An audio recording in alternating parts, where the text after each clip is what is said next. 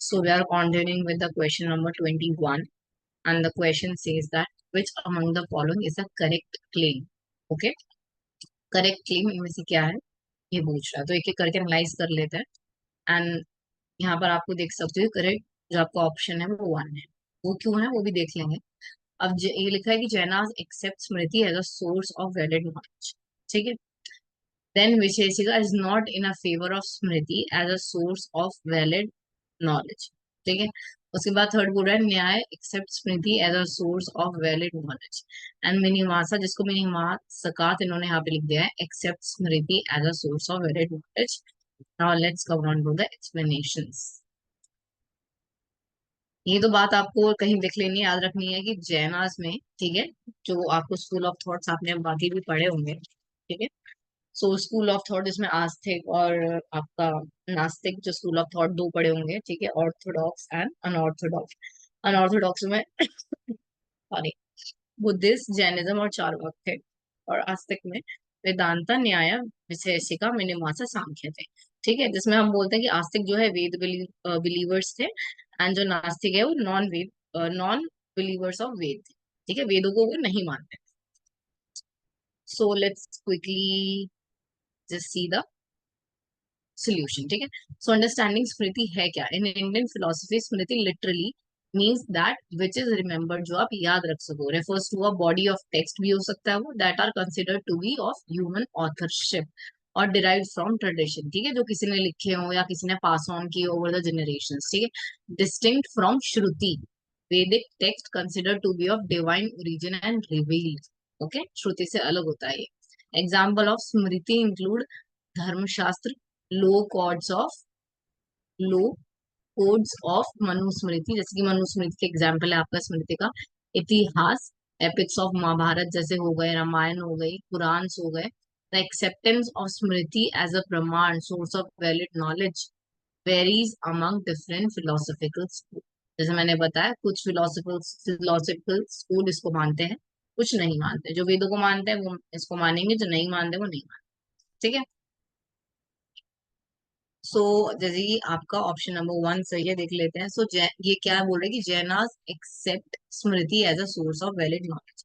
सो जो जैन फिलोसफी या फिर जैनिज्म जो है has its own secret text, उनका अपना सीक्रेट टेक्स्ट है जिसको हम अगम बोलते हैं, अगमास इंग्लिश में you can say, which are not considered part of the Vedic smriti tradition. ठीक है, वैदिक स्मृति ट्रेडिशन का पार्ट नहीं है, जो कि while they have their own canonical literature and tradition, उनके अपने लिटरेचर और ट्रेडिशन होते हैं। They generally do not accept authority of Vedic smriti, वो जनरली तो एक्सेप्ट नहीं करते हैं वैदिक स्मृति को एज अ पार्ट ऑफ प्रमाण। ठीक है, प्रमाण मीन्स एविडेंस बोल लीजिए। ठीक है, in the same way as the orthodox, जैसे कि आस्तिक करते हैं हिंदू स्कूल्स के। Their valid knowledge sources typically include pratyaksha, ये किसकी बात हो रही है? अभी ये आस्तिक की बात हो रही है। प्रत्यक्ष, अनुमान, शब्द।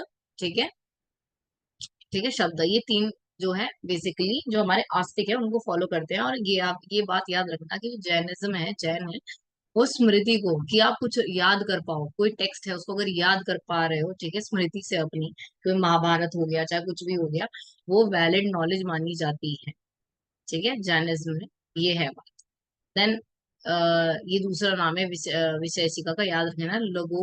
लोगोक्सा Bhaskara is not in favour of Smriti as a source of valid knowledge. ठीक है, so there seems to be slight typo और कॉम्बिनेशन ऑफ नेम्स हियर। मैं जैसे कि बोली रही, उन्होंने लोगोक्सिका भास्कर को वैशिका, मतलब दो नाम समझ लो एक तरीके से। ठीक है, Laugakshi Bhaskara is a commentator associated with the Mimamsa school. ठीक है, जिन्होंने इसके बारे में बताया था मिनिमासा स्कूल के बारे में, ये उनका नाम है एक तरीके से, जिसको आप वैशेषिका भी बोलते हो। Is a separate realist school of Indian philosophy, जैसे कि अभी बताया कि स्कूल ऑफ थॉट्स में वेदांता, न्याय, विशेषिका, मिनिमासा, सांख्य सब डिफरेंट स्कूल ऑफ थॉट्स हैं।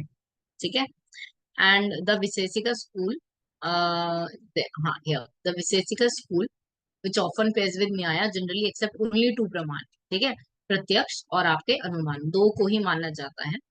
while they might use Smriti text for ethical guidance, अगर उनको गाइडेंस चाहिए, एथिकल गाइडेंस चाहिए, वो स्मृति को ले सकते हैं कंसिडरेशन में, लेकिन जो वैलिड माने जाते हैं वो सिर्फ प्रत्यक्ष, मतलब जो आपकी आंखों के सामने होगा वो, और अनुमान इन्फरेंस निकाल करके, ये दो प्रमाण को ही वो मानते हैं।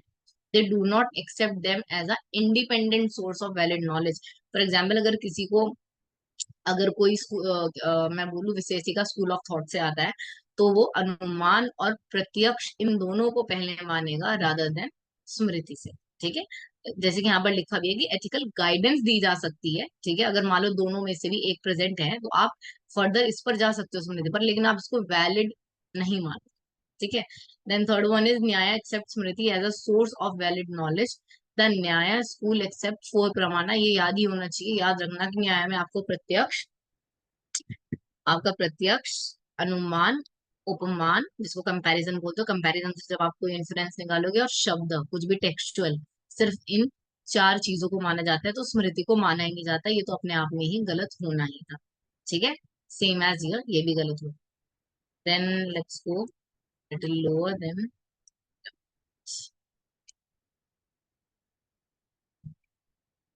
So next is कि Minamasa accepts Smriti as a source of valid knowledge.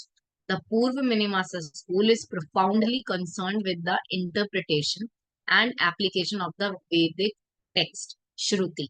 ठीक है, especially the ritualistic portion. For Minimasakas, Shruti is the ultimate independent source of dharma.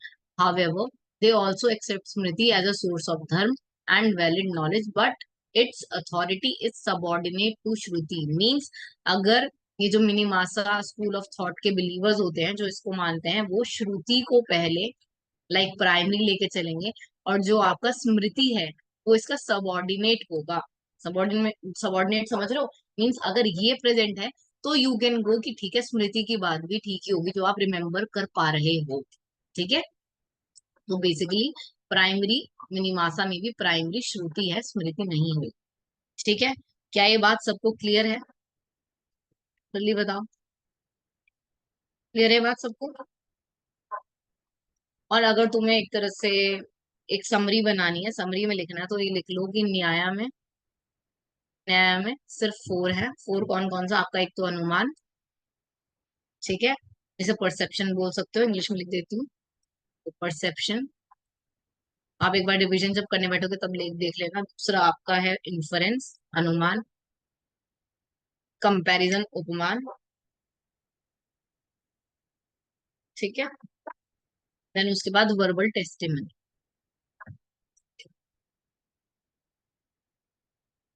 ठीक है, ये चार होंगे आपके न्याय। थोड़ा एक दो और लिख लो। ठीक है, और एक सेकंड। ठीक है, देन दूसरा आपका हो जाएगा वही शेषिका। तो जो विशेषिका का है, विशेषिका सिर्फ दो मानती है, प्रत्यक्ष और अनुमान। और प्रत्यक्ष अनुमान मीन्स ये आपका परसेप्शन और इन्फरेंस, राइट। सांख्य भी लिख लो इधर कहीं, सांख्य, ये भी पूछा जा सकता है, सांख्य क्या मानता है। ठीक है, सांख्य जो प्रमाण के तौर पर मानेगा, वो सिर्फ किसको मानेगा? एक तो प्रत्यक्ष को, अनुमान को, और शब्द को। ठीक है, फिर मिनी मासा तो आपने देख ही लिया कि मिनी मासा का जो प्राइमरी होगा वो क्या होगा? मिनी मासा का प्राइमरी होगा श्रुति, और स्मृति सबऑर्डिनेशन में चलेगा। मीन्स अगर ये है तो वी कैन से कि स्मृति होगा, स्मृति भी होगा, इसको प्रमाण मान लेगा। ठीक है, देन इधर लिख लो बुद्धिस्ट या बुद्धिज्म या बुद्धिस्ट। बुद्धिस्ट किसको मानत, मतलब स्कूल ऑफ थॉट जो है वो किसको मानता है? प्रमाण, वो मानेगा आपका प्रत्यक्ष और अनुमान। ठीक है, प्रत्यक्ष, ये टोटली आपका क्रैम करने वाली चीज है, इसमें कुछ ज्यादा समझने वाली चीज है नहीं, तो इसको जस्ट लिख लो। ठीक है, और इसमें जो बुद्धिस्ट में आगे आपके, आई वुड से, जो आगे टर्म्स आती है अपोहा, ठीक है, और प्रतीया समुपदा, ठीक है, प्रतीत्य समुपदा, वो सब पढ़ लेना, पूछा जाता है। ठीक है, और जैनिज्म में मैंने अभी बताया, और ऑप्शन में भी था यहाँ पर, इससे ही आपको पता लग गया कि स्मृति को माना जाता है। ठीक है, क्या ये बात सबको क्लियर है? ये दो तीन जो मैंने चीजें बताई हैं।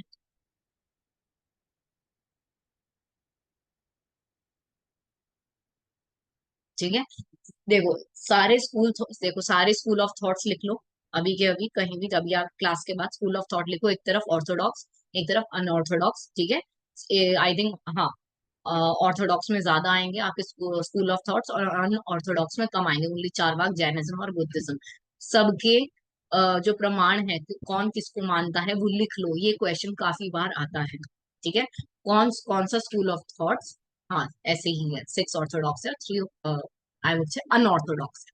ठीक है, सो ये लिख लो कि कौन सा स्कूल ऑफ थॉट किसको मानता है, दिस इज वेरी इंपॉर्टेंट, फिर मत बोलना कि नहीं पता था। ओके, ओके, सो अब देखो ये क्वेश्चन फटाफट से कर लेते हैं। उन्होंने क्या बोला, liquid A and B are in the ratio of 5:1 in container one. तो एक कंटेनर आपका वन है, उसमें आपके ए एंड बी लिक्विड है, ये किस रेशियो में है, 5:1 रेशियो में है। ठीक है, फिर एक आपका कंटेनर टू है, इसमें जो आपका मिक्सचर है वो 1:3 रेशियो में है। ठीक है, so in what ratio should be contents of the two containers be mixed, मतलब हम किस तरह से इस मिक्सचर को इन कंटेनर्स में डालें कि जो रेशियो है ना आपका, in what ratio should the contents of the two containers be mix, अगर मैं इन दोनों को मिक्स कर दूं इनके कंटेंट्स को, कि जो आपका ए एंड बी में मिक्सचर हो, ए एंड बी का जो मिक्सचर हो वो 1:1 आ जाए। क्वेश्चन आया समझ में? दो लिक्विड्स है, the liquids A and B are in the ratio of 5:1 in container one and 1:3 में है कंटेनर टू में। In what ratio should the content of the two containers be mixed, मैं एक तीसरा कंटेनर बना लूं और मैं किस तरीके से ए और बी को मिक्स करूं कि जो अब इसका रेशियो आए वो 1:1 आए, ए भी 1 रेशियो में रहे और बी भी 1:1 रहे, मतलब इक्वल है। क्या ये क्लियर है? क्वेश्चन तो क्लियर ही होगा। ठीक है, ये थर्ड कंटेनर है। ठीक है, अब एक बार फटाफट से देख लेते हैं किस तरीके से सॉल्व किया। ठीक है, सो क्या किया कि वी आर गिवन, अभी बताया कि कंटेनर वन में क्या दिया आपको, ए और ए इस टू बी का रेशियो गिवन है, ए कितना है ये 5, बी कितना है ये 1, ये आपका रेशियो है। कंटेनर टू में फिर से ए एंड बी का रेशियो दिया हुआ है आपको, दूसरा कंटेनर है, दो थे ना, आपको थर्ड बनाना है। उसमें क्या है, ए का रेशियो 1 है एंड बी का रेशियो 3 है, और जो रिक्वायर्ड फाइनल मिक्सचर जो आपको थर्ड में चाहिए वो ए एंड बी का आपको 1:1 चाहिए। ठीक है, तो हम इसको एलिगेशन मेथड से करेंगे, वो कैसे, सबसे पहले हम कंटेनर वन में ratio of A and B, क्योंकि मुझे पता है 5:1 है तो टोटल पार्ट्स कितने हो गए, 6 हो गए ना। अगर 5:1 आपके पास रेशियो में है तो टोटल पार्ट्स कर लो, 6 बैठेंगे, 5 + 1 6 पार्ट्स हैं, जिसमें कि पांचवा भाग अगर मैं बोलूं वो ए का है, मतलब ए जो है 5 पार्ट्स में अगर मैं रखूं और बी को सिर्फ 1 पार्ट या एक भाग बनाऊं तो जाकर के पूरे 6 बनते हैं। इतनी बात सिंपल सबको समझ आ रही है? ठीक है, तो अगर मैं ए का फ्रैक्शन निकालना चाहूँ तो क्या हो जाएगा, 5/6। Is this clear? जल्दी बताओ मेरे को, इतनी बात तो क्लियर होगी। ठीक है, जल्दी। ओके, ठीक है, ओके क्लियर है, तो कि ये तो है आपका टोटल कंटेनर वन में, और ये आपका सिर्फ ए की बात हो रही है। ठीक है, ओके, ठीक है, फिर ऐसे ही अगर मैं कंटेनर टू में आऊँ, ए के रेस्पेक्ट में निकालू, कंटेनर टू में ratio of A and B का क्या दे रखा था कि ए आपका ओनली 1 पार्ट है और बी कितना है, थर्ड पार्ट है, तो 3 पार्ट्स में है। तो टोटल 1:3, अगर मैं इसको प्लस करूँ तो टोटल जो कंटेनर में लिक्विड पार्ट्स में है वो 4 होगा। ठीक है, अगर ये 4 पार्ट्स में है, दिस इज, जस्ट इमेजिन। ठीक है, सो आपका इतना क्या है, इतना ही आपका बी है और सिर्फ एक ए है। ठीक है, सो टोटल ये कितने हो गए, 4। तो मैं फ्रैक्शन ऑफ ए का क्या लिख सकती हूँ कि ओनली 1/4, ये आपका ए हो गया, ये आपका हो गया 2 ए। ठीक है, कंटेनर टू की बात चल रही है। अब सिंपली वही करेंगे, डिजायर्ड मिक्सचर कितना चाहिए, ratio of A ratio B, जो 1:1 चाहिए। अब 1:1 का मतलब क्या हो जाएगा, टोटल पार्ट कितने हो जाएंगे, 2, टोटल पार्ट्स तो 2 है ना, और फ्रैक्शन ऑफ ए कितना आ जाएगा कि आपको 1 ही चाहिए, 2 में से सिर्फ 1 चाहिए, और इतना ही आपको बी चाहिए। ठीक है, तभी तो हाफ एंड हाफ मिलके 1 बन जाएगा। ठीक है, अब आगे चलते हैं, चलो हमने क्या निकाल लिया, हमने ये निकाल लिया, ये हमारे लिए इंपॉर्टेंट है, हमारे लिए ये इंपॉर्टेंट है ए के रिस्पेक्ट में, और हमारे लिए ए के रिस्पेक्ट में ये इंपॉर्टेंट है, बस ये 3 वैल्यूज को देखो। ठीक है, ओके, देन उसके बाद क्या करेंगे हमने, अब हमें ये जो एलिगेशन रूल होता है ये अप्लाई करना है। अब इसमें थोड़ा सा यहाँ पे आई थिंक टाइपो मिस्टेक है, यही कह सकते हैं।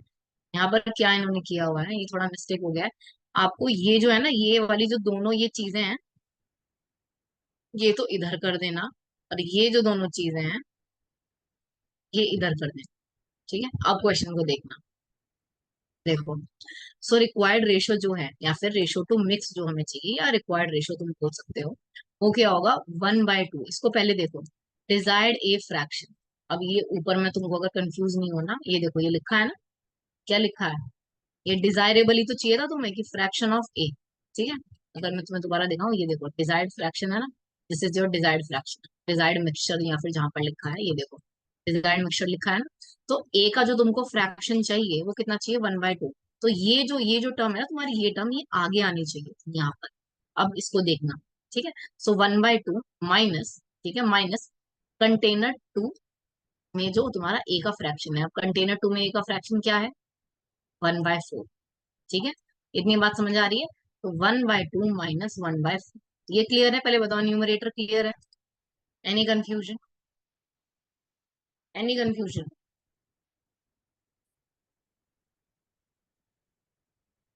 Tell me any confusion, is there any confusion? ठीक है, ओके, ठीक है। सो उसके बाद क्या करना है, मैंने तुम्हें बोला ये सारी वैल्यूज ये इधर इधर पहुंचानी है, और ये दोनों इधर पहुंचानी है। उसके बाद देखो, कंटेनर वन में ए का फ्रैक्शन क्या था तुम्हारा, कंटेनर वन में ए का फ्रैक्शन था तुम्हारा 5/6। कंफ्यूजन है तो एक बार देख ली। कंटेनर वन में तुम्हारा क्या था, देखो ये फ्रैक्शन 5/6 था ना। ये देखो कंटेनर वन में जो तुम्हारा ए के रिस्पेक्ट में जो तुम्हारा फ्रैक्शन निकला था वो 5/6 था, राइट। तो हमने वो लिख लिया। सो ये रहा आपका 5/6।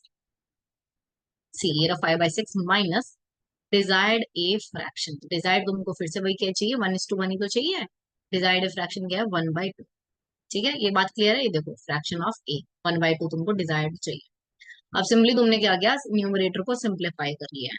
न्यूमरेटर को जब तुम सिंप्लीफाई करोगे, लाइक 1/2 माइनस 1/4, जब इस पूरी इक्वेशन को तुम सॉल्व करोगे तुम्हारे पास 1/4 आ जाएगा, करके देख लेना। ठीक है, और फिर जब तुम ऐसे ही इस डिनोमिनेटर को सॉल्व करोगे, कि 5/6 माइनस 1/2, जब तुम इसको सॉल्व करोगे तुम्हारे पास 1/3 है। ठीक है, ये चाहे आप करके देख सकते हो। ठीक है, ठीक है। अब देखो तुम्हारे पास दो आ गई, तुम्हारे पास दो आ गई हैं, दो वैल्यूज आ गई, एक 1/4, 1/3। मैं सिंपली अब कुछ नहीं करना था, क्योंकि तुमको रेशो निकालना है। रेशो मीन्स होता ही डिवीजन है, ठीक है। रेशो मीन्स होता ही डिवीजन है, तो तुमने कुछ नहीं किया, 1/4 अपॉन 1/3 रख दी। और जब तुम इसको ऐसे सॉल्व करोगे तो तुम्हारा 3/4 आंसर आ जाएगा, and your answer will be the option. ऊपर में ऊपर भी जाओ, कितना हो जाएगा, 3/4, फोर्थ आंसर आ जाएगा। क्या ये क्वेश्चन क्लियर है सब? हमने एक के रेस्पेक्ट में, लाइक हमने ए को अभी लेके चले हैं, तो ए के रेस्पेक्ट में हमने निकाला सब कुछ। ठीक है, okay.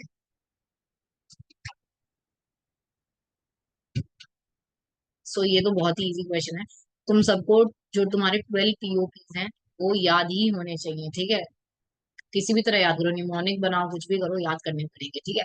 So which of the following are example of persistent organic pollutant? ठीक है, the answer is two, means A, C and D, means PCBs तुम्हारे। ठीक है, dioxin and furans. Formaldehyde is not a POP, क्योंकि formaldehyde तुम्हें पता ही होगा, याद रखने के लिए याद रख लो ना। देखो कभी तुमने अगर अपने घर में वुडन वर्क होते देखा होगा, तो वुडन वर्क जितना भी होता है ना, पॉलिशिंग, चाहे तुम्हारे यहाँ मतलब कारपेंटर अगर लगाए कभी देखना, तो तुमको एक तेज, बहुत तेज ना स्मेल आती है। ठीक है, तो वो जो तेज स्मेल होती है ना, वो फॉर्मल डिहाइड की ही होती है। ठीक है, वो पॉलिशिंग जिससे होती है, फर्निशिंग में यूज करते हैं। और ये जो होता है ना बहुत जल्दी वेपराइज होता है, तो जो चीज बहुत जल्दी वेपराइज हो जाएगी वो क्या परसिस्टेंट रहेगी इन्वायरमेंट में, वो पीओपी हो ही नहीं सकती है। तो एक तरह से ये ट्रिक है याद करने का, कि चाहे एल्डिहाइड हो, ठीक है, चाहे एल्डिहाइड हो, चाहे फॉर्मल्डिहाइड हो, ठीक है, चाहे फॉर्मल्डिहाइड हो, ये याद रखना कि ये सब फर्निशिंग्स वगैरह में यूज होते हैं, जब फर्नीचर बनते हैं, थिनर्स हो गए, ये सब में यूज होता है। तो तुमने देखा होगा, तुमको खुशबू, किसी के लिए वो खुशबू हो सकती है, किसी के लिए नहीं हो सकती है, so I am telling on the basis of that. वो जो तुमको तेज स्मेल एकदम आती है ना, वो होती है तुम्हारा फॉर्मल्डिहाइड की। और जो तुम स्मेल कर पा रहे हो मीन्स इवापोरेशन हो रहा है वहां पर, और कुछ चीज अगर उड़ के इन्वायरमेंट में जा रही है, मतलब कि वो इवापोरेट हो रही है, वो परसिस्टेंट है ही नहीं, वो रुक नहीं पा रही है। ठीक है, तो इस इसको तुम इस तरीके से भी कर सकते थे। एंड अपार्ट फ्रॉम दैट, 12 पीओपीज के नेम तो तुमको याद करने ही, ठीक है, उसका कोई अदर ऑल्टरनेट है नहीं, तो तुमको याद करना ही। एक बार फिर से देख लेते हैं इनके एग्जाम्पल। ठीक है। सो हियर आर द 12 पीओपीज, तुम्हारे पास 12 पीओपीज हैं जो स्टॉकहोम, ये याद रखना कि अंडर द स्टॉकहोम कन्वेंशन जो है डिस्क्राइब किए गए। ओके। वो क्या क्या हो जाएगा आपका? ऑल्ड्रिन, ठीक है, जो कि इंसेक्टिसाइड है। Chlordane and insecticide. DDT, dichloro diphenyl trichloro ethane, इसका स्ट्रक्चर आना चाहिए, आपको कराया गया है। ठीक है। So DDT, dieldrin, again an insecticide. Endrin an insecticide. Heptachlor insecticide है। Hexachlorobenzene HCB used as a fungicide and as a chemical intermediate. और ये आपका माइरेक्स, ये भी पूछा जाता था। और टॉक्सफीन। और आपका पीसीबीज, पीसीबीज में industrial chemicals used in electrical equipment. याद रखना, एक बार आई थिंक पेपर वन में पूछा गया था, आई डोंट नो, पता नहीं पेपर टू में, कि इलेक्ट्रिकल इक्विपमेंट्स में क्या पीसीबीज यूज होते हैं। ये स्टेटमेंट वाली फॉर्म में था, स्टेटमेंट्स आपको दे रखे थे। ठीक है, तो उसमें पूछा गया। Heat transfer fluids and plasticisers, like जब प्लास्टिक वगैरह बनती है ना, तो उसको जो प्लास्टिसाइज करता है मटेरियल, मतलब जो उसको शेप देता है जिससे वो उसी फॉर्म में रहे, उसमें भी पीसीबीज डलती हैं। देन आपका पीसीडीडी, डायोक्सिन एंड पीसीडी, जिसको आप फ्यूरान भी बोलते हो। ये सब नाम 12 याद रखने हैं, बहुत ज्यादा इंपॉर्टेंट है। बाकी फॉर योर इंफॉर्मेशन, अगर आप पढ़ना चाहो आप ये पढ़ सकते हो। ठीक है, क्या यहाँ तक सबको क्लियर है?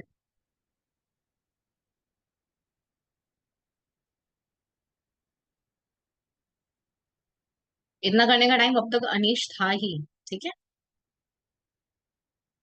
हाँ, मोस्टली ऑर्गेनोक्लोरीन है इसमें। वो आपको इन डेप्थ कराया गया है, तो आई डोंट थिंक अभी आपको कोई प्रॉब्लम होनी चाहिए इन ऐसे क्वेश्चंस में, स्पेशली जो आपका मेजर है। ठीक है। सो identify the advantages of computer based learning और ऑनलाइन लर्निंग के। आपको देखो कितना इजी क्वेश्चन है। एडवांटेजेस बताने हैं, फायदे बताने। The answer is fourth, A B D. Means A B and D. क्या सेल्फ बेस्ड लर्निंग होती है? Of course. ठीक है, अभी मन नहीं कर रहा है, मान लो अभी इंटरनेट कनेक्शन नहीं है, चलो अभी नहीं देखते हैं, सुबह में देख लेंगे, और मिडनाइट कभी भी देख सकते हो। ठीक है, अपनी पेस पे कर सकते हो। अगर कोई वीडियो 2x पे चलाना है 2x पे चला के देख सकते हो, 1.5 पे चलाना है 1.5 पे देख सकते हो, 0.5 पर चला के देखना, कोई चीज नहीं समझ आ रहा है वैसे, आपका अपना पेस है। ठीक है। स्टूडेंट्स कैन स्टडी एनीवेयर, कहीं भी अगर आप हो, आपके पास एक इंटरनेट कनेक्शन है, आपका लैपटॉप है, डेस्कटॉप है, you can study from there. ठीक है।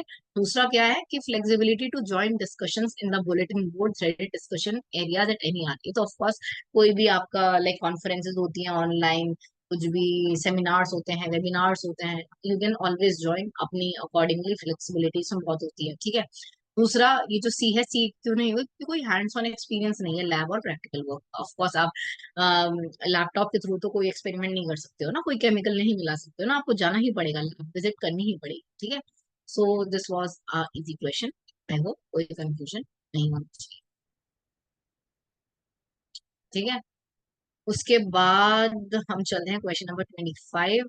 या सो द सरकार कमेटी, ये याद रख लो, पूछा जा सकता है आगे कि सरकार कमेटी कब बनी थी। So the Sarkar committee 1945 recommended the establishment of higher technical education institute in 4 different regions of India on the pattern of. Basically ये पूछ रहा है कि सरकार कमेटी ने आपको बोला गया था, लाइक इंडियन गवर्नमेंट को बोला गया था कि 4 इंस्टीट्यूशन हायर टेक्निकल एजुकेशन के बीटेक रिलेटेड खोलने हैं। तो इस क्वेश्चन में पूछा गया है कि वो किस और यूनिवर्सिटी के पैटर्न पर खोले गए थे। ठीक है। So the answer is MIT, जिसको मैसेच्यूट्स इंस्टीट्यूट ऑफ टेक्नोलॉजी यूएसए। आप पता ही होगा आपको, एमआईटी बहुत फेमस है, बोला जाता है। तो याद रखना, सरकार कमेटी ने एमआईटी यूएसए के बेसिस पर 4 higher technical education university institute खोलने के लिए बोला। ठीक है। क्या क्वेश्चन क्लियर है? मतलब इसी के पैटर्न पर, लाइक पैटर्न क्या हो जाएगा, लाइक इसका कोर्स वर्क अगर फॉलो करना हो, किस तरह से कोर्स डिजाइन है, कितने ईयर का कोर्स होगा, वो सब। बाकी आप पढ़ने के लिए you can always just read out this. ठीक है, इज दिस क्लियर?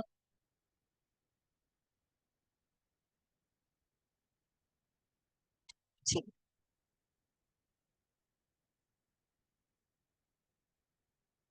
ये भी you can always like give it a read, London school of engineering, like बाकी ऑप्शन क्यों नहीं। ठीक है।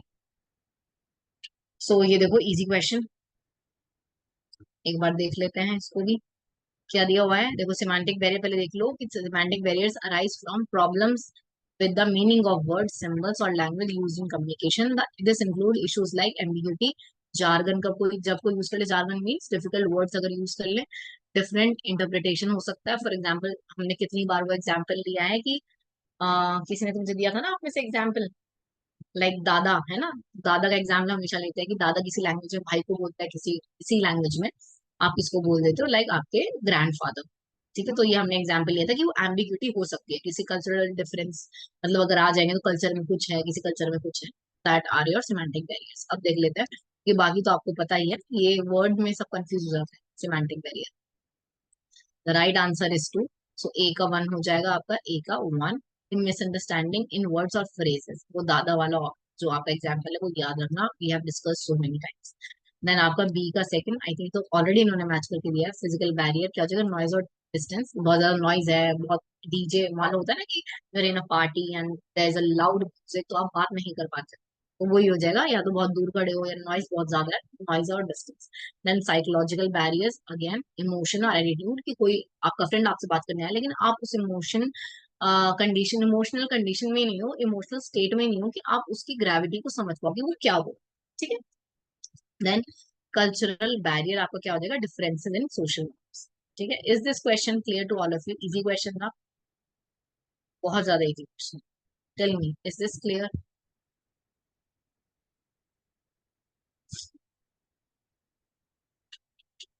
ठीक है,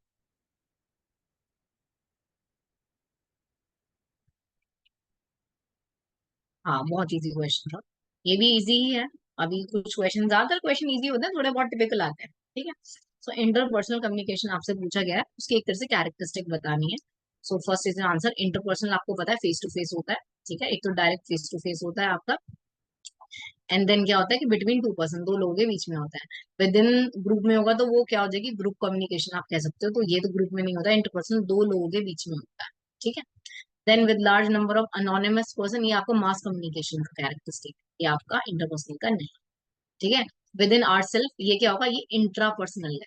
ठीक है, तो आपको सबका पता है एक तरह से, आपको सब ऑप्शन में जितनी और चार तरह की हमने कम्युनिकेशन पढ़ी थी, सबके बारे में दिया हुआ है, लेकिन आपको चूज करना था इंटरपर्सनल, जो दो लोगों के बीच में होता है और फेस टू फेस होता है। Is this question clear?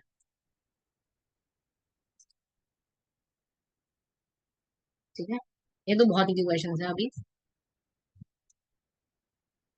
ठीक है, ये देखो ये भी इजी क्वेश्चन है, इसमें थोड़ा हमें, ठीक है।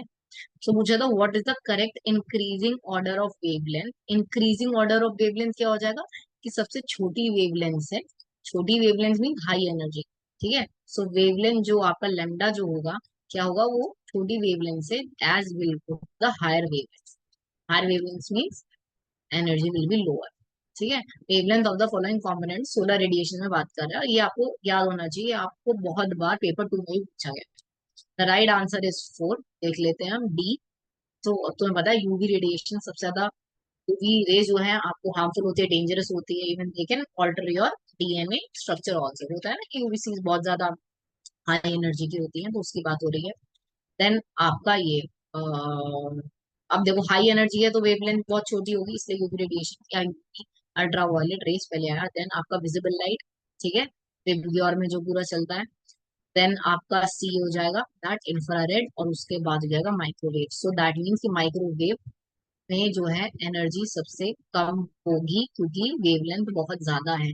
और इसमें बहुत बार कंफ्यूजन हो जाती है, आई वुड से दिमाग में बना लो कि अगर वेवलेंथ थोड़ा, आई वुड से कि बड़ी है, वेवलेंथ ज्यादा है, तो एनर्जी कम होगी।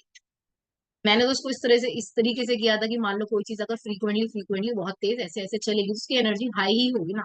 और अगर वेवलेंथ बहुत ऐसे बहुत धीरे धीरे ऐसे जा रही है, वेव्स में जा रही है, लाइक बहुत, देखो कितना डिफरेंस, देख रहे हो कितना डिफरेंस, उसका एनर्जी बहुत कम होगा, and something is happening like this, तो एनर्जी हाई।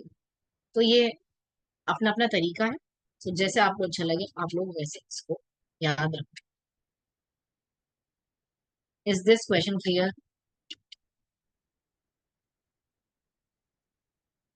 क्या कॉस्मिक गामा, हाँ ये पूरा याद रखना है, ये बाय मिस्टेक गलत हो गया था, एंड आई डोंट नो कैसे हुआ, हाँ हो जाता है, ये बहुत कॉमन मिस्टेक है, हर बार स्टूडेंट कोई ना कोई करके आता है इसको गलत। तो आई वुड से गलत नहीं करके आना, याद रखना, जैसे भी जिसको याद रखना है, अपनी अपनी निमोनिक है, हाँ वो, ये जो गौरव एक्सयूवी वाली है, yes.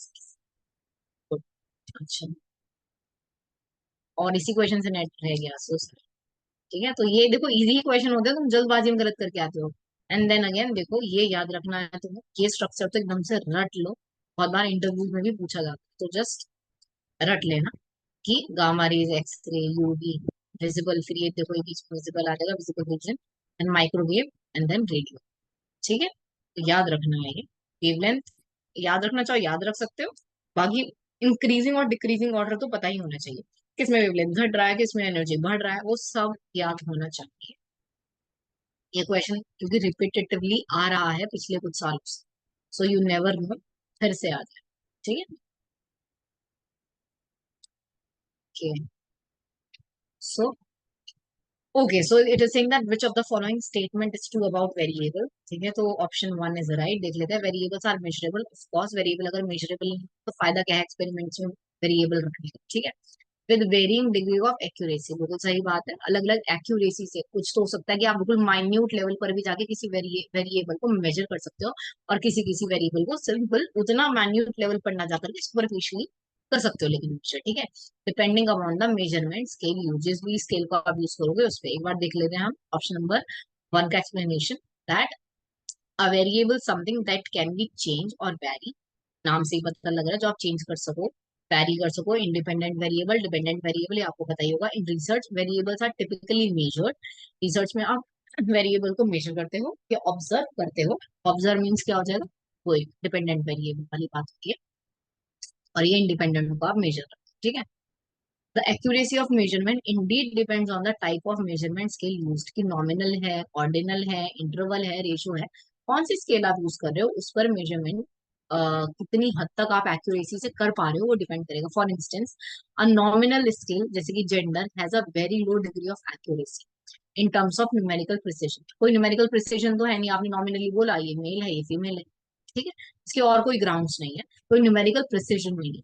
while a ratio scale like height allows for highly accurate and precise measurement, और यही बात अगर मैं हाइट की कर दूं तो एक पूरा मैथमेटिकल, आपका मैं बोलूं न्यूमेरिकल वैल्यू होगा, उसमें प्रिसीजन और ज्यादा हाई होगी। अब मैं अगर ऑर्डिनल की बात करूँ तो उसमें क्या है, सिंपल एस एम एल, लेकिन उसमें भी देखा जाए तो नॉमिनल से तो ज्यादा ही एक्यूरेसी है ना, तो इसमें भी देखो डिफाइंड तो होता है ना कि एस मान लो 28, ठीक है, एम मान लो 32, जस्ट ऐसी बता रही हूँ, एक्यूरेट नहीं है, मुझे भी नहीं पता, लेकिन होता तो ऐसी है ना कि 28 जिसका साइज है उसको एस हमने लेबल कर दिया, 32 जिसका है एम कर दिया, 42 एल कर दिया, तो ऐसे ही होता है। तो बेसिकली क्या हो रहा है इसमें, और ज्यादा मेरा जो डिग्री ऑफ एक्यूरेसी है, प्रिसिशन है मेजरमेंट का, वो बढ़ता चला जाता है। तो अगर ये भी क्वेश्चन कभी आ जाए आपसे पूछ ले कि आपको क्या करना है, इंक्रीजिंग ऑर्डर में एक्यूरेसी के लगाना है वेरिएबल्स को, तो याद रखना नॉमिनल, देन आपका nominal, then ordinal, then ratio, and then the last one is ratio से पहले कुछ आता है, बताओ जल्दी आप लोग बताओ।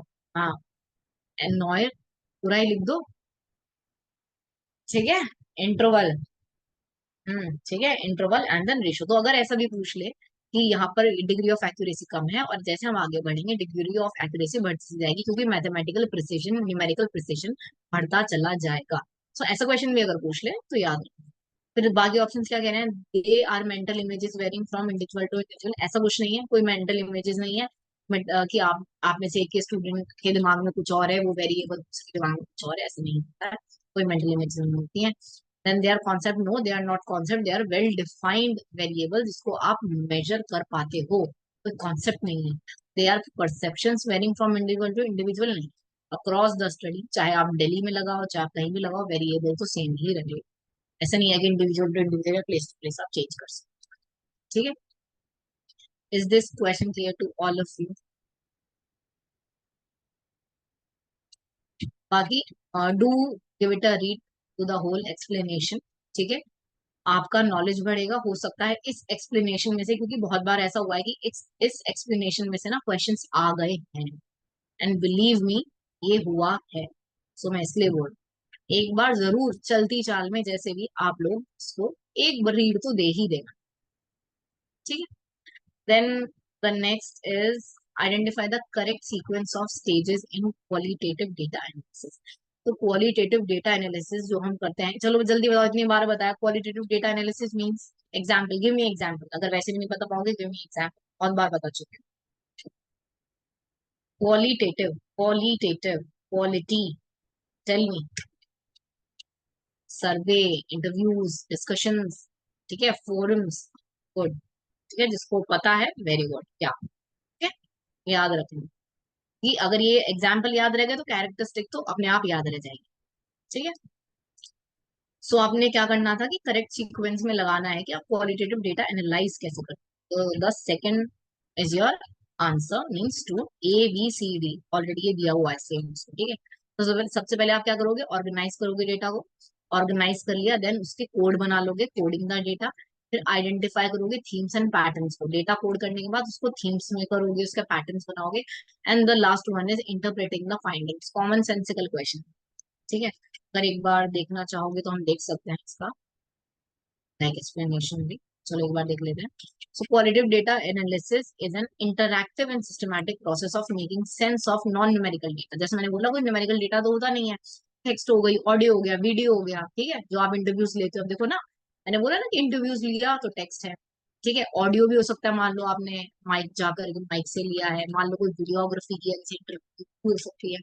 ऐसे ही याद रह जाती है चीजें। ठीक है, टू अंडरस्टैंड एक्सपीरियंसेस क्या रहे, पर्सपेक्टिव क्या रहे, मीनिंग्स क्या है, हर इंसान के लिए क्वालिटेटिव डेटा में मीनिंग्स अलग निकलते हैं।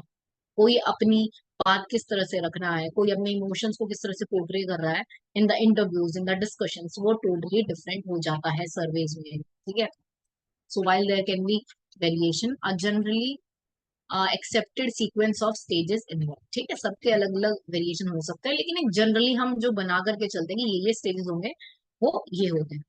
सबसे पहले आप ऑर्गेनाइज करते हो data. So before N analysis can begin the qualitative data, जैसे कि ट्रांसक्रिप्ट ऑफ इंटरव्यूज हो गए, फील्ड नोट्स हो गए। मान लो अगर आप कहीं किसी जोग्राफिकल एरिया में गए हो, वहां पे देख लो कि लोग किस तरह से आपस में रहते हैं, लाइक वाटर स्कार्सिटी से किस तरह से हर अलग कम्युनिटी जो है इफेक्ट हो रही है। ठीक है, the lower class, the upper class, कुछ भी हो सकता है। ठीक है, documents must be systematically managed होने चाहिए, वो प्रिपेयर्ड होने चाहिए। ऐसा नहीं है कि आपने इंटरव्यू लेने गए हो, दो तीन क्वेश्चन मार्क किए, बाकी सोचा बाद में कर लेंगे, खुद से करना, तो वो नहीं होना चाहिए। ठीक है, so this involves transcribing audio, importing data into software, जो भी डेटा आपने लिखा है उसको सॉफ्टवेयर में इंस्टॉल करो।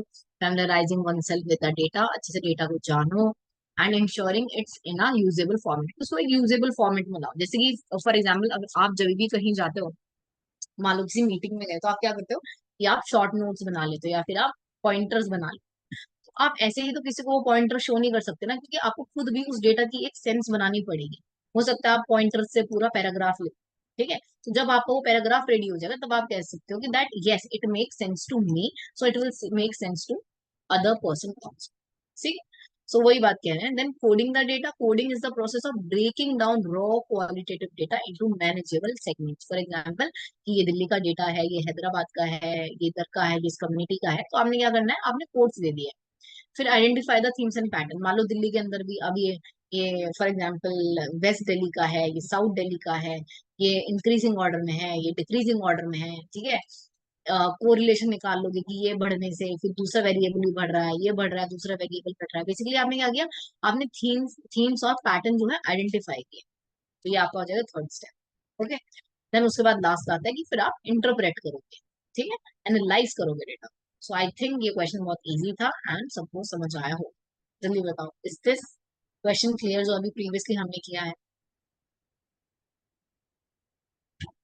हाँ, फोकस ग्रुप डिस्कशंस भी उसका पार्ट हो सकते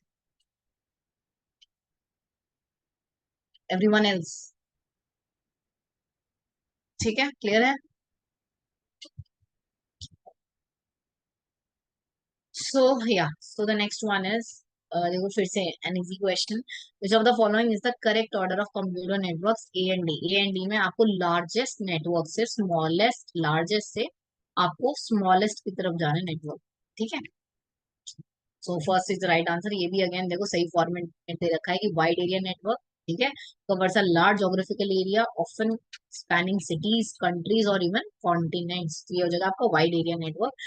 the internet is most well known example of a वैन। ठीक है, इंटरनेट जो अगर मैं बोलूँ तो वो वैन का ही एग्जाम्पल है, वाइड एरिया नेटवर्क का ही एग्जाम्पल है। सबसे पहले नाम में ही वाइड आ गया है, तो एक तरह से याद करने का तरीका है, सबसे बड़ा जो आपका लार्जेस्ट नेटवर्क है वो आपका WAN वैन है। ठीक है, उसके बाद है आपका MAN, metropolitan area network, covers a city और a large campus. It's larger than LAN but smaller than a वैन। ठीक है, जैसे कि इंडिया का अगर मैं क्या बोल दूं, अगर मैं वैन में इंडिया को ले लूं, मैं यहाँ पे दिल्ली को ले सकती हूँ। ठीक है, then LAN local area network. फिर लोकल एरिया में क्या लिखा है, covers a small geographical area such as a home, office building और स्कूल कैंपस। ठीक, देन लैन और देन पैन तो आपको पता ही है कि पर्सनल एरिया। ठीक है, covers a very small area around, wait a minute. So yes, so around and where will be, हाँ, around an individual typically within few meters, example including Bluetooth, जैसा आपका एग्जाम्पल हो गया है PAN. Is this question clear to all of you? Easy question था, बहुत easy था। I don't think there is any problem, ये भी नहीं चाहिए। ठीक है, सबके एग्जाम्पल जरूर याद रखना, कौन सा नेटवर्क छोटा है कौन सा बड़ा है ये जरूर याद रखना है, क्योंकि ये क्वेश्चन ऐसे हैं कि आपको इसमें गलती नहीं करके आना, क्योंकि JRF ऐसे निकलता है। जो क्वेश्चन गलत होंगे या टिपिकल जो आप बोलते हो कि मैम क्वेश्चन हार्ड थे थोड़े, ठीक है, डिफिकल्टी लेवल हाई था, तो सबके लिए हाई होगा, वो आप स्पेशल नहीं हो कि आपके लिए हाई होगा। JRF निकलता ही उन्हीं लोगों का है जो इजी क्वेश्चन भी सही करके आ जाए, क्योंकि कभी कभी आप इजी भी गलत करके आ जाते हो। जो टिपिकल है वो सबके लिए टिपिकल है, इट्स नॉट न्यू। ठीक है, सो एरोसोल पार्टिकल और साइज की बात हो रही है, आपको करना है मैच द फॉलोइंग। इसमें भी again first is the answer, what a pattern.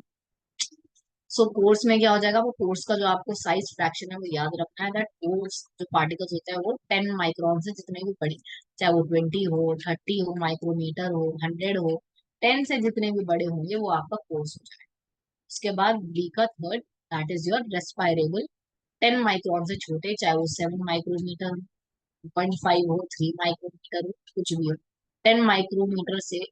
एक बार पता है, अभी आई थिंक लास्ट की 2 साइकिल में या लास्ट 3 साइकिल में क्वेश्चन में पूछा गया था, इतना इजी क्वेश्चन था कि रेस्पायरेबल पार्टिकुलेट मैटर RPM के बारे में पूछा हुआ था, और कुछ क्वेश्चन नहीं था, बस ये था कि इसका जो है साइज फ्रैक्शन बताना था, 4 ऑप्शन दिए थे। ये भी क्वेश्चन गलत करके आए थे बच्चे। सिंपल क्वेश्चन ये था कि रेस्पायरेबल सस्पेंडेड पार्टिकुलेट मैटर का साइज फ्रैक्शन क्या हो, सिंपल ये पूछा।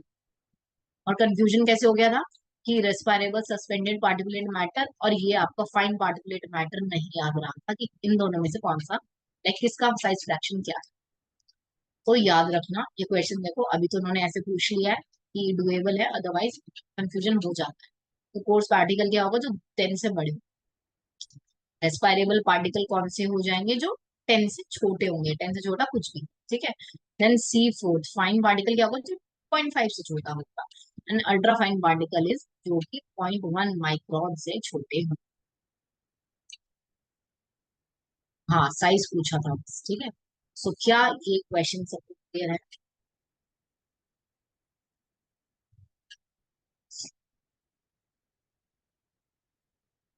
ठीक है, एंड अगेन एक बार तुम, मैं फिर से बोल रही हूँ, ये सोल्यूशन ऐसे नहीं बनाए जाते हैं, ठीक है, बहुत मेहनत जाती है इसमें। इसको पढ़ लेना, पिछले से पिछले नहीं, आई थिंक पिछली साइकिल में ही रॉक्स एंड मिनरल से क्वेश्चन आ गया था इसी सोल्यूशन से। So we are not kidding, कह रहे हैं तो कर लो, ना ही टाइम लगाएगा। ठीक है, हाँ ये क्वेश्चन राइट, ये क्वेश्चन थोड़ा तो कंफ्यूजिंग, क्वेश्चन बिल्कुल कंफ्यूजिंग नहीं था, लेकिन जो लैंग्वेज इस क्वेश्चन में यूज कर रखी है ना, this was very confusing to me also. ठीक है, this is not your fault, to me also this question was very confusing कि लाइक कहना क्या चाहते हो। ठीक है, सो अब इस क्वेश्चन को हम ब्रेक डाउन कर ले, even to understand this question मेरे को भी बहुत बार करना। ठीक है, सो क्या पूछा गया था कि बेसिकली आपको वेन डायग्राम की स्टेटमेंट देनी है बेटा में, तो आपको वेन डायग्राम की स्टेटमेंट देनी है। ठीक है, तो देख लेना है, तो all great scientist are college, इन्होंने किया गया है असल में कि अब देख लेना, एस इन्होंने माना है ग्रेट साइंटिस्ट। ठीक है, ये आपको थोड़ा इजी लगेगा, ग्रेट साइंटिस्ट। देन पी इन्होंने माना professional athletes. I think this question will take time, अगर इस क्लास में नहीं होगा तो हम कल की कंटिन्यू।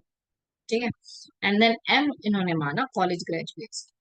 ठीक है, इन्होंने ये कोड दे दिया, कॉलेज ग्रेजुएट्स। अब तुम देखना।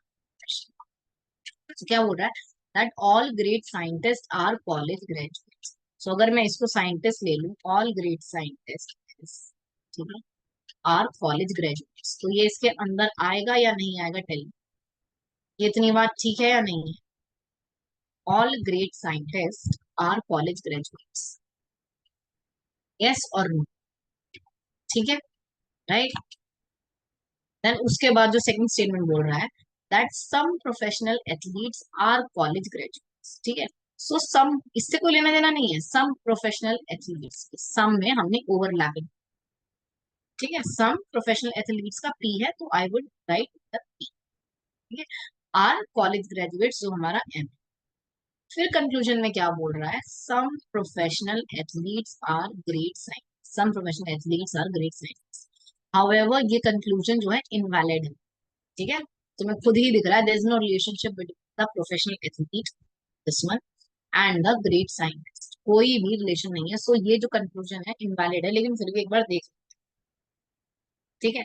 सो ऑप्शन वन क्या कह रहा है, that the overlapping part contains only one region of SPM, ठीक है। अब ये जो लैंग्वेज है ना, दैट ओवरलैपिंग पार्ट, उसके बाद तुमको एस पी बार एम दे रखा है, तो पी बार का मतलब ये तुम लिख लो, अगर लिख सको तो, कहीं आगे भी ऐसा क्वेश्चन आ सकता है दैट अगर एस पी साथ में लिखा है ना, तो S P means that people जो क्या है, साइंटिस्ट भी हैं और प्रोफेशनल एथलीट भी हैं।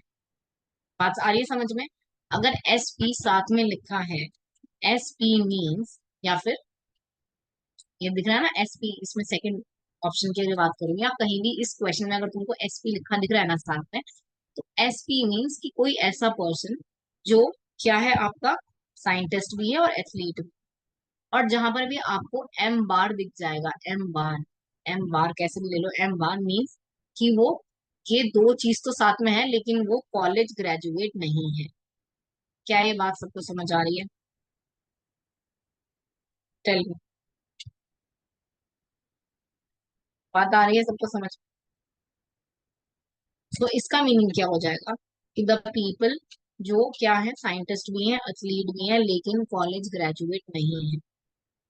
सो बेसिकली ये इस वाले स्टेटमेंट को प्रूव करने के लिए बोल रहा है, साइंटिस्ट है, आपका प्रोफेशनल एथलीट भी है, लेकिन कॉलेज ग्रेजुएट्स नहीं है। मेरे को बताओ क्या ये सही है, ये गलत? Tell me. ये एस पी और एम, ये दिया हुआ है ना फर्स्ट में, एस पी एन एम, मतलब कि अच्छा अच्छा सॉरी, ग्रेट साइंटिस्ट है, कॉलेज ग्रेजुएट्स हैं, ठीक है, लेकिन प्रोफेशनल एथलीट नहीं होंगे। This question is a little bit confuse, P बार means confuse, please repeat, confusion हो रहा है ma'am. Okay we have only 4 minutes wait.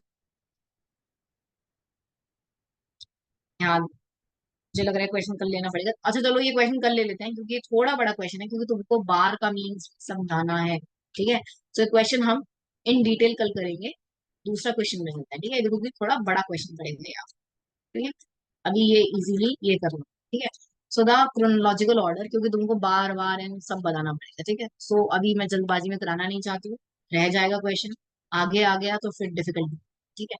So the chronological order of normative theory is, ये भी कल करें, little bit longer question also. हाँ ये कर लेते हैं, which among the following was not the part of the triad of the first three universities established in 1857? ये क्वेश्चन बहुत बार पूछा गया है, ठीक है।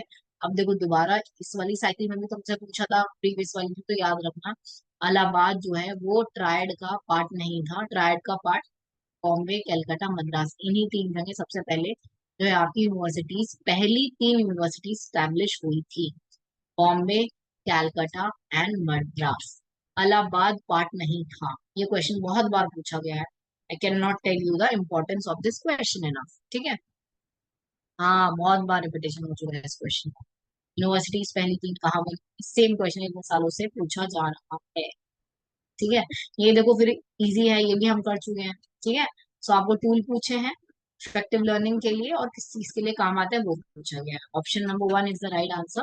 सो ए का थ्री, ट्रेलो किस लिए काम आता है, कि अगर आपको प्रोजेक्ट मैनेजमेंट करना हो या टास्क की ट्रैकिंग करनी होगी, हमने एक क्लास को ये टास्क दिया तो कितनी परसेंट कंप्लीट हो चुकी है, कितने बच्चों के या कितने बच्चों से, ठीक है। उसके बाद हो जाएगा बी का फोर, टोटली क्रैमिंग का क्वेश्चन है, तो आई वुड से कुछ समझने वाला नहीं है, क्रैम कर लेना।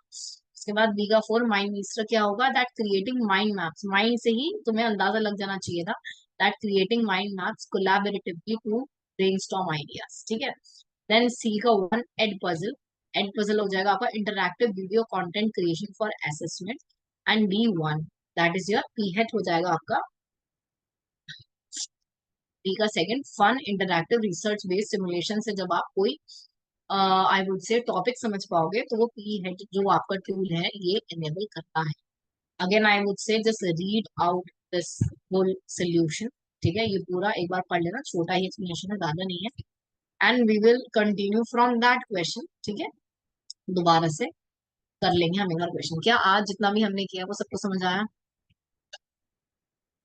एक बार और हो जाए क्या हो, अच्छा ठीक है, सबको समझ में आया? एवरीथिंग इज क्लियर 98%, इसको 100 कल हम करेंगे, मुझे पता है वो 2% जो क्वेश्चन है वो वही होगा, ठीक है। So thank you, okay, thank you, start again tomorrow, bye.